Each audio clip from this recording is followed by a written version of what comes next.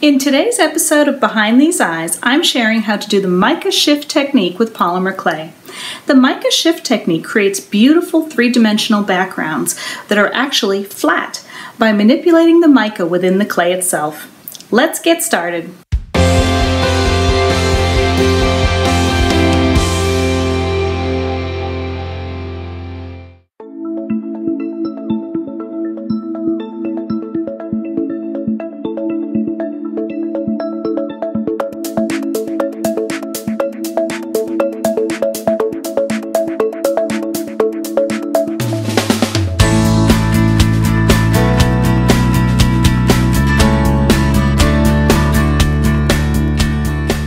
To achieve the mica shift effect, you need to use a polymer clay that has either a metallic tone or a pearlized effect, which means that they have mica powder in the clay themselves. You want to condition your clay. You can either do that with your hands until it is soft enough to work with, or you can roll it through a clay machine until it becomes pliable. The first step is to roll it flat. I'm rolling mine to a little less than 1/4 inch thick.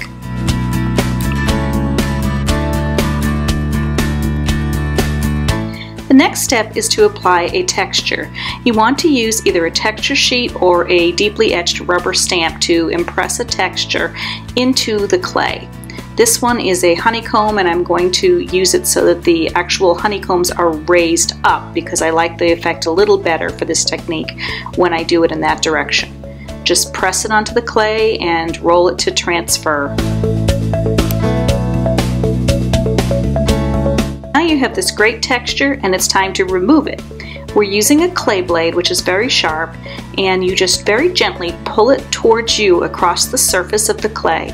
And the goal is to remove the raised area from the texturing so that you end up with a somewhat flat surface.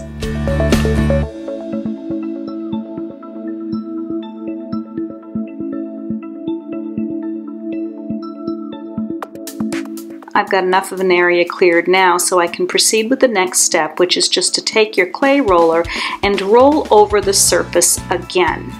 This is going to smooth out any areas that are uneven and give you a nice flat finish to stamp on.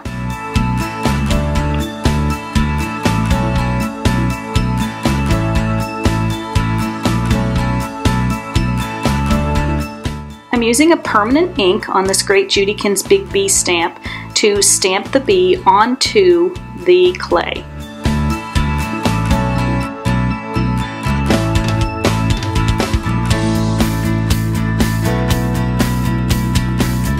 I just made a paper hexagonal template in the size that I wanted to cut out around the bee image. I placed it on the clay and then just used my clay blade to cut away the excess clay.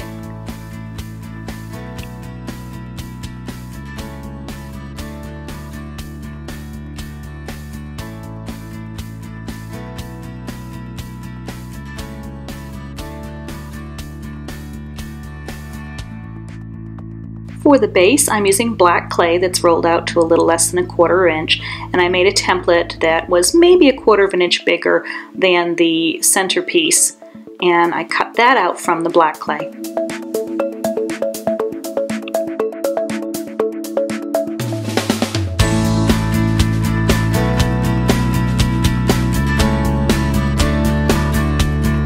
When I placed the bee onto the base piece, I actually did not perfectly center it. I moved it down just a tiny bit because I want to leave a little bit larger space on the very top so that we can make the slot for the cording to hang the pendant.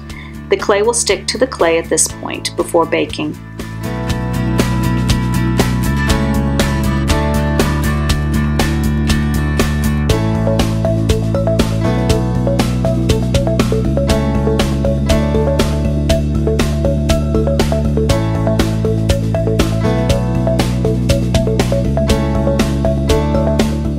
To make the slot at the top, you could use a craft knife, but I happen to have this little blade that had a back end that was just the right size to create the slot that I wanted. So I used that to press two pieces over each other, and then I just used my craft knife to cut the edges and push the piece through.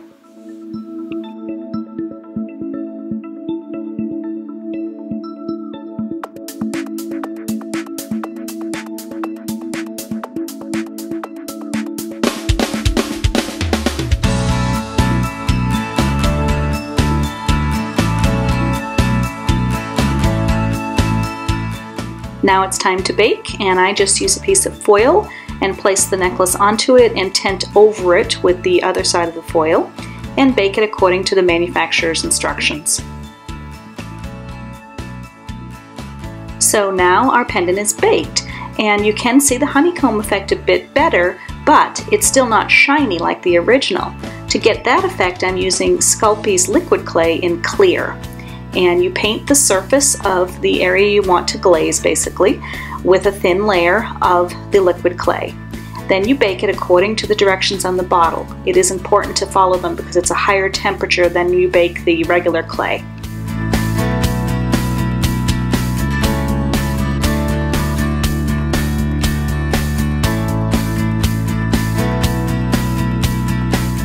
So now the liquid clay is baked and you've got a little bit of a shine, but you still don't have that beautiful shine of the original. And the trick to that is to use a heat tool. When you use a heat tool and apply heat directly to a surface that has this Sculpey liquid clear on it, it gets shiny and it gives you that great polished effect.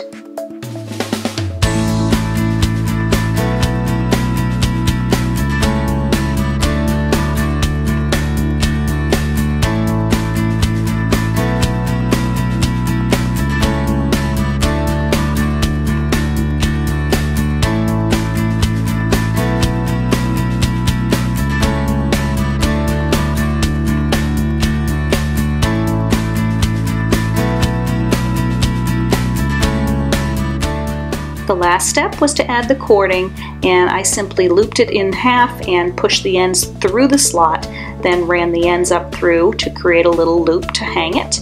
And I'm using a couple of sliding knots to hold the piece together so that it's adjustable.